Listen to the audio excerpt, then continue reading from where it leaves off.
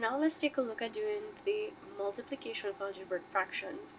When we work with fractions, we know that multiplication and division in particular focuses on our ability to identify whether or not we have common factors among opposite numerators and denominators that we can just cancel off. So we're going to apply that same concept here, but we're dealing with algebraic terms, and we'll have common factors, both algebraic and numerical. So let's take a look at how we simplify this particular expression, and we're going to first take a look at opposite numerators and denominators and see if we can identify any sort of common factors. Now, one of the things that really stands out here is that if we look at 3m and m squared, we can see that they both contain the algebraic term m. It's just that our numerator here has 3m while our denominator has m squared.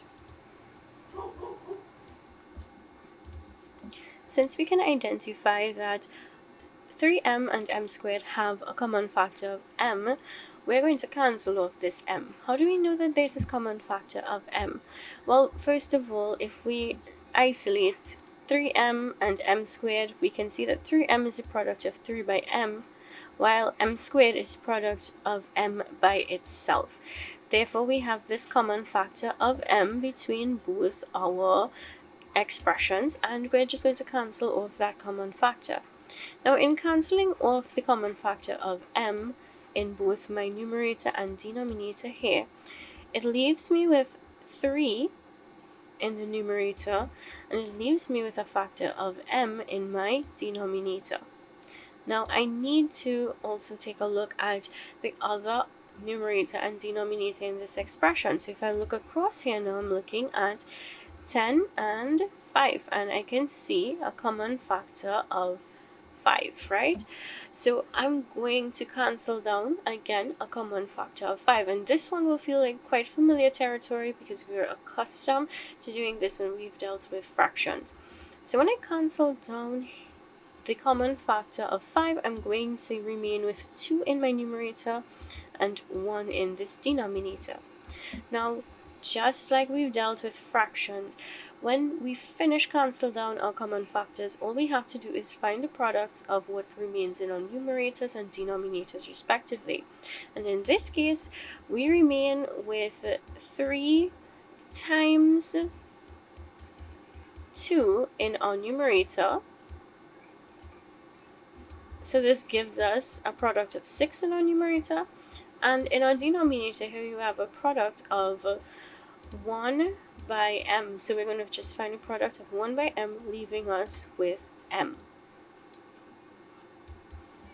And this is how we simplify this particular expression. Now, sometimes when it comes down to evaluating these sort of expressions, there are lots of things that happen. Sometimes people confuse the process of multiplication with the process of doing the addition, and you often see a lot of errors where the process is executed.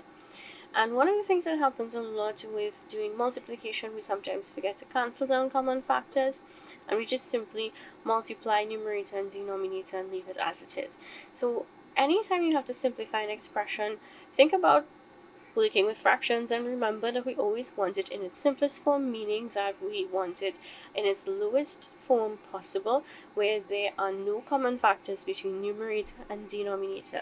Otherwise, if you find that your numerator and denominator still have common factors, it will be wise to cancel down those common factors so that you can get it in its simplest form.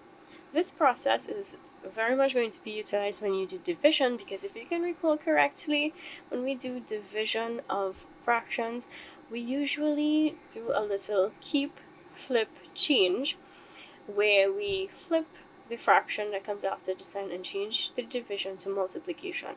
So once you remember how to do this process of multiplying our algebraic fractions, you'll be able to apply it to your division, and you'll be able to simplify your expressions where division is involved.